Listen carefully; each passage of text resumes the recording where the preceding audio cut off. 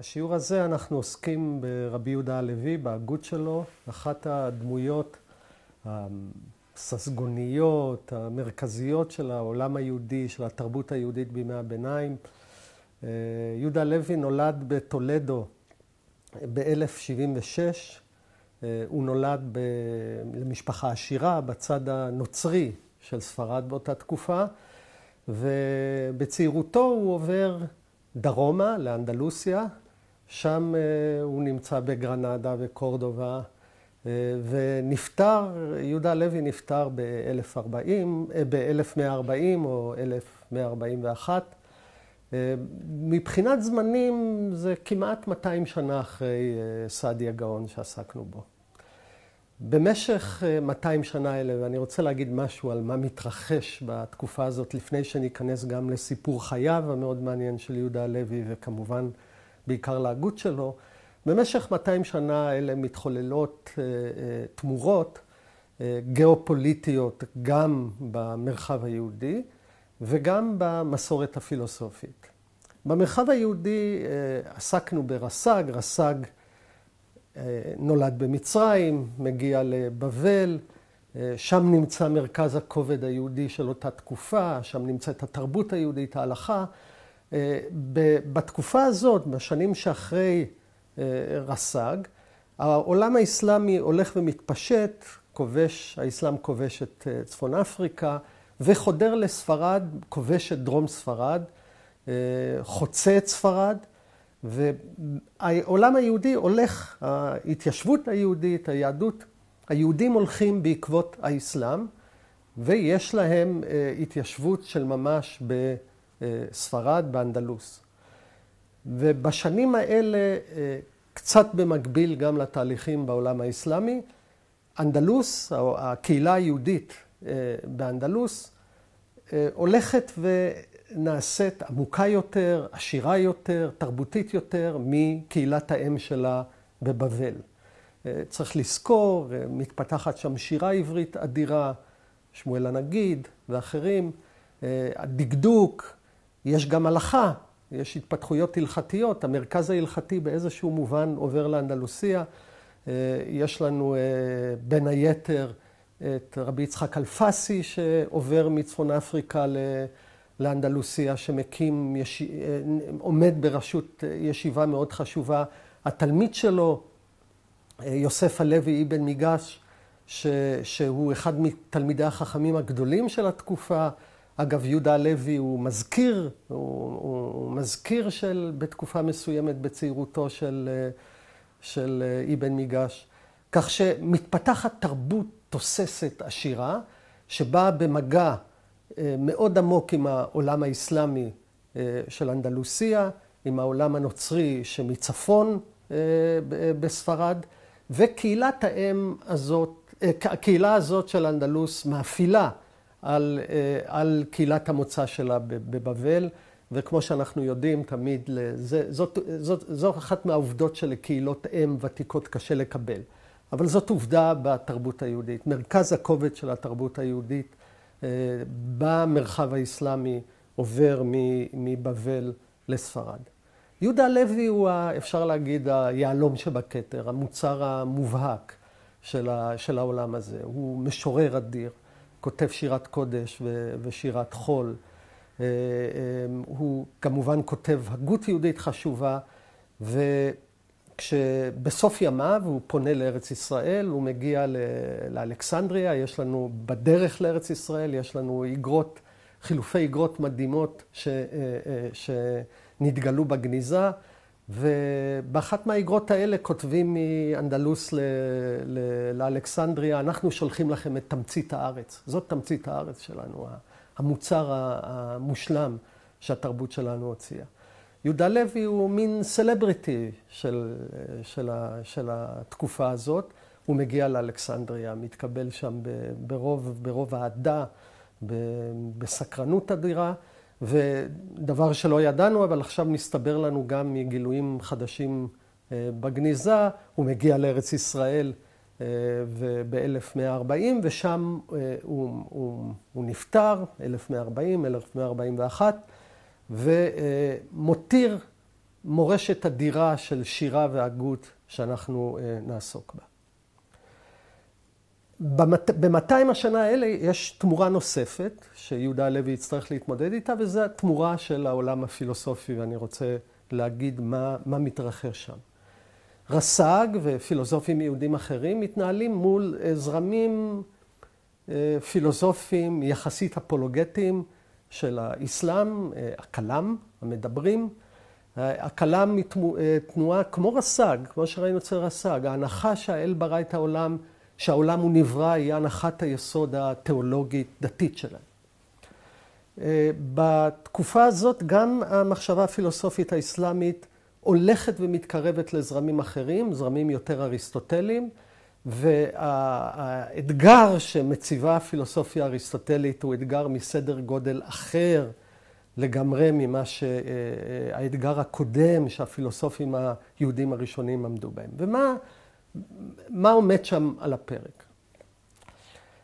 המחשבה האריסטוטלית היא דוחה מבחינה מטאפיזית עיקרון שלכאורה הוא מאוד מרכזי למחשבה היהודית, וזה ייחוס הרצון לאל. אצל אריסטו וכל הפילוסופים שהם תלמידי ותלמידי תלמידיו של אריסטו, לאל אי אפשר לייחס רצון. כי ייחוס רצון לאל בעצם הוא הנחה שהאל משתנה. קודם הוא לא רצה את זה, עכשיו הוא רוצה את זה. שינוי. כנראה שגם היה חסר לו משהו, כי הדבר השלם לא רוצה כלום, הוא מלא. לא רק זה, אי אפשר להגיד על האל שהוא הסיבה הראשונה של היקום, אם הוא רצה, אם התעורר אצלו רצון, כי כנראה יש איזושהי סיבה חיצונית לו שעוררה בו את הרצון. כך שאריסטו שולל את ייחוס הרצון לאלוהות. ולכן, ממילא, הוא גם שולל הנחה כלמית, הנחה מאוד עמוקה שראינו בפילוסופיה של רס"ג, את רעיון הבריאה. מהי בריאה? בריאה, בתפיסת הבריאה הקלאסית, בזמן, העולם נברא באיזשהו זמן, האל רצה, היה לו איזו רצייה, והוא ברא את העולם בנקודת זמן מסוימת. היות ואריסטו חושב שאי אפשר לייחס רצון לאל, ממילא גם אי אפשר לטעון שהעולם נברא בזמן, העולם הוא קדמון. זה מושג מאוד חשוב במחשבה יהודית ופילוסופיה בכלל של ימי הביניים, קדמות העולם. דהיינו, העולם הוא נצחי, והיחס בין האל והעולם הוא יחס אחר לגמרי. אגב, צריך לזכור, אנחנו לא מדברים על התאיזם פה, אנחנו מדברים על תפיסת אלוהות אחרת. היחס בין האל והעולם הוא היחס כמו שביני לבין הצל שלי. מעצם עובדת היות האל נגזר העולם, כמו שמעצם עובדת היות השמש היא מפיצה אור. השמש לא מחליטה להפיץ אור. עצם עובדת היותה שם גורמת להפצת האור. באותו מובן, זאת מערכת היחסים בין האל לעולם. העולם, מציאותו של העולם היא נגזרת מעצם עובדת מציאותו של האל. יש תלות נמשכת והולכת בין האל והעולם. במושגים, אם נרצה, במטאפורה של בריאה, היחס בין האל והעולם הוא היחס כמו בין, נגיד, נגר והכיסא שהוא יצר. יחס של בריאה רצונית, לא של תלות נמשכת והולכת בעצם מציאותו של הנגר. אגב, הכיסא הרבה פעמים שורד את הנגר, גם אם הוא כיסא טוב, הוא מתקיים גם אחרי הנגר. כך שיש לנו ויכוח מאוד עמוק על השאלה האם העולם הוא קדמון או נברא או מחודש, וצריך לזכור, תמיד כשהפילוסופים היהודים עוסקים בשאלה הזאת, ואנחנו עוד נגיע לרמב"ם, שזאת שאלה מאוד חשובה אצלו, מה שמעניין אותם הוא לא ההיסטוריה של העולם. לא עובדת השאלה האם העולם נברא, העולם הוא קדמון. השאלה שמעניינת אותם היא בעומק תפיסת האלוהות. כי ברגע שאומרים שהעולם קדמון, מה שבעצם אומרים זה שאי אפשר לייחס לאל רצון. וערעור הרצון האלוהי הוא לא רק מערער על אפשרות הבריאה. אגב, היהדות יכולה לחיות עם עולם קדמון. מי שמסתכל אגב בפסוקי בראשית, תחילת ספר בראשית, לא ברור לו שהעולם נברא יש מאין, כן? והארץ הייתה, בראשית ברא אלוהים את השמיים ואת הארץ, והארץ הייתה ארץ תוהו ובוהו וחושך על פני תהום. יש חומר, יש הוויה שיכול להיות שהיא נצחית. מה שבעייתי בשלילת הרצון זה בעצם עקירה של יסוד היסודות של היהדות, וזאת ההתגלות. בגלל שללא רצון, צריך לזכור מהי התגלות בעצם. התגלות היא כניסה רצונית של האל לחייו של האדם. האל בסיני, במסורת היהודית, בהר סיני, בזמן מסוים, ריבון שגילה את רצונו לעמו ונתן להם תורה ומצוות. זה אקט רצוני. אם אנחנו אומרים שהעולם קדמון, לא רק שאי אפשר לייחס לאל בריאה, אי אפשר לייחס לאל דבר חשוב, שזה בעצם נשמת אפה של היהדות, אי אפשר לייחס לאל התגלות רצונית שמכוננת תורה ומצוות. גם, כמובן, בעיה נוספת, אי אפשר לייחס לאל השגחה, גמול. האל, לכאורה אל לא רצוני, לא מגיב למעשיו של אדם, הוא לא משנה את עמדתו ביחס למעשיו של אדם. במובן מסוים, במאבק הזה, בין דתות ההתגלות לדת הפילוסופית, יש מאבק בין שני מושגים של שלמות. האל האריסטוטלי, האל הפילוסופי, הוא שלם באשר הוא נמצא. יש לו איזה מין קריזמה של נוכחות, אם נרצה אנלוגיה, זה כמו המפקד הזה שלא צריך לצעוק על אף אחד, לא צריך לעשות כלום. בעצם העובדה שהוא נמצא שם, שהוא שם, הכל קורה. ככה אלוהים. מעצם עובדת היות האל, הכל נמצא. האל הוא בעצם הכרח, סיבה ראשונה של המציאות מעצם עובדת היותו. בתפיסה ההתגלותית, המונותאיסטית, בתפיסת הרצון, שלמות האל היא היכולת התנועה שלו, היכולת שלו לנוע, לרצות, להשתחרר, להיות חופשי משום מגבלה, כולל מגבלות הסיבתיות. כך שיש פה התנגשות מאוד עמוקה של רגישויות דתיות בסיסיות מאוד, ובעולם שבו ריהל פועל, אנחנו כבר מדברים על המאה ה-11. התפיסות האריסטוטליות נכנסות עמוק לתוך המחשבה האסלאמית, הן חודרות לעולם היהודי במגעים היהודים-מוסלמים שמתרחשים באותה תקופה, והאליטה היהודית, שהיא האליטה האינטלקטואלית היהודית, שנמצאת תחת ההשפעה האריסטוטלית, נכנסת למצוקה קשה, אם נרצה, לשאלה עמוקה, אודות עצם אפשרות קיומה של היהדות, בתפיסה שבה העולם הוא בעצם לא נברא, הוא קדמון, דהיינו שאי אפשר לייחס לאל רצון. כך שריהל, מנקודת מבט של המפגש, שבאמת מאפיין בצורה מאוד עמוקה את היהדות של ימי הביניים, עומד מול זרמים פילוסופיים אחרים, חדשים, שמאתגרים את המחשבה היהודית בצורה מאוד עמוקה, רדיקלית, חדשה. ויהודה הלוי, שכמו שאמרנו, היה משורר ענק, כותב ספר שנקרא ספר הכוזרי, והספר הזה הוא אולי ספר הפולמוס המבריק ביותר שכתב אי פעם יהודי, והוא מנוהל, הוא נכתב כדיאלוג, דיאלוג שיוזם אותו מלך הכוזרים. מלך הכוזרים בתחילת הדיאלוג הזה מספר על, הוא פגן, הוא עובד אלילים, הוא מספר על זה שהוא מסור מאוד לדתו, לדת שלו, אבל יש לו חלום חוזר ונשנה שבו נאמר לו, כוונותיך רצויות, הכוונה, המסירות שלך לעבודת האל רצויה, אך מעשיך אינם רצויים. אופן העבודה שלך, הדת שלך אינה רצויה. והמלך הזה מתחיל במסע, ובמסע החיפוש שלו אחרי הדת האמיתית, והוא נכנס לשיחה עם הפילוסוף בהתחלה, הוא מדבר עם הפילוסוף, אחר כך הוא פונה, אחרי שהוא מתאכזב מהפילוסוף, ואנחנו נעסוק בדיאלוג הזה לא מעט עוד מעט, הוא מתאכזב מהפילוסוף, הוא פונה לחכם הנוצרי, הוא מתאכזב מהנוצרי, הוא פונה אל החכם המוסלמי, ואחרי שהוא לא מוצא את עצמו בין הזרמים המרכזיים האלה של הפילוסופיה, הנצרות והאסלאם, בתור ברירת המחדל שלו, אחרי שכלו כל הקיצין, הוא הולך ליהודי בלי הרבה ציפיות. הוא אומר, טוב, בוא נלך אל היהודי, ואז הוא פוגש את החבר, שהוא בעצם הדובר של הדיאלוג הזה שריהל מדווח עליו. והחבר משכנע אותו בטיעונים מאוד מאלפים, לעבור על גדולתה ואמיתותה של היהדות, ומלך הכוזרים מתגייר ומקבל על עצמו את הדת היהודית.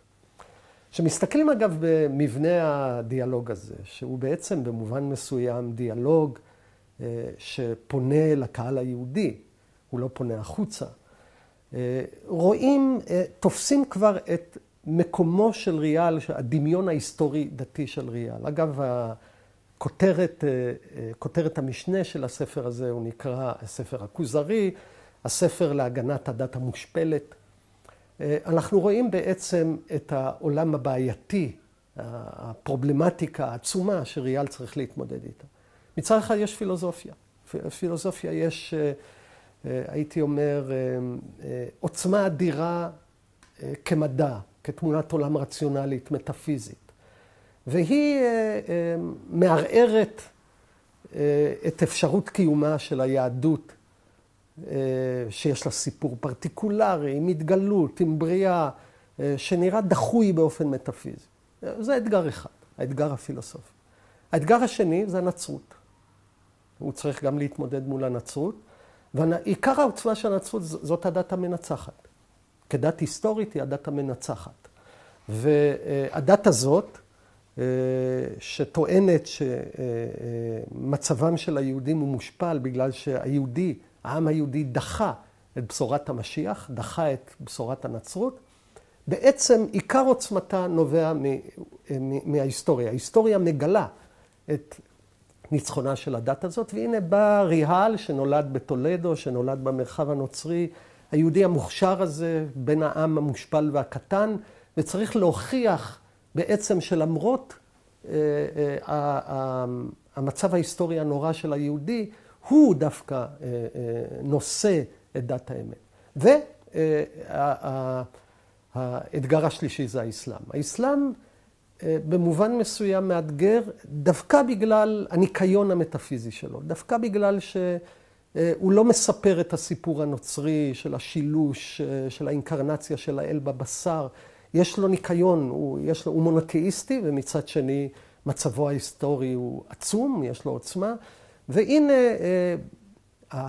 ריהל כמחבר ספר פולמוס, ספר אפולוגטיקה, הוא היהודי שנותן את הכל, הייתי אומר, מבטא את הדילמות הקיומיות העצומות, העמוקות ביותר של הקיום היהודי הימי ביניים, היא בתקופה שלו מול הפילוסופיה, מול האסלאם ומול הנצרות. והוא מנהל את הדיאלוג הזה, דרך מלך הכוזרים, שפוגש את כל היריבים האימתניים האלה, ובסוף בוחר ביהדות. יש אגב עוד אתגר, שעסקנו בו כשדיברנו על המחשבה היהודית בימי הביניים, שגם נמצא בספר הכוזרי, וזה הוויכוח עם הקראי. הקראי, כמו שכבר הזכרנו, הקראי שולל את התורה שבעל פה, שולל את המסורת התלמודית והרבנית. יהודה הלוי הוא נאמן למסורת ההלכתית הזאת של התורה שבעל פה, של התלמוד, והוא צריך להגן על היהדות גם ממה שהוא מגדיר כאיום פנימי. כך שספר הכוזרי, שהייתה לו השפעה עצומה בתולדות המחשבה היהודית אחר כך, הוא בעצם כרגע מחשבתי היסטורי, באופן הדיאלוגי פולמוסי שבו הוא מנהל, הוא שיקוף של המצוקה הקיומית העמוקה של היהודי, שממנה הוא צריך לצאת כצודק, כמנצח, כמי שהעובדה של הגיור, הנה יש פה, אפשר להגיד, המלך הכוזרי, הוא צד שלישי, הוא בעצם פגן עובד אלילים שמגיע מהקצוות של ההיסטוריה והפוליטיקה הימי ביניימית. מהמרחבים האסייתיים, הוא לא שייך לוויכוח הזה, הוא מין שופט קו בעימות הזה, שבאמצעותו ועובדת התגיירותו בסוף הדיאלוג הזה, היא בעצם מהווה אישור של היהדות מול המאתגרים הגדולים שלה בימי הביניים. דיאלוג טוב כמובן, ואנחנו צריך לעסוק בדיאלוג הזה. אם הוא רוצה להיות מוצלח, הוא צריך לקחת את היריב ברצינות, הוא צריך לטעון טענות מעניינות, וכשאנחנו נפתח את ספר הכוזרי, השאלה המרכזית תהיה, האם הדיאלוג הזה הוא רציני? האם הוא מין פרסה, אפולוגטיקה לא רצינית? מה יש בצורה הדיאלוגית הזאת, שבעצם עוזר לנו באיזשהו מובן עמוק להבין את תמונת היהדות של אחד מההוגים החשובים של יהודה הלוי?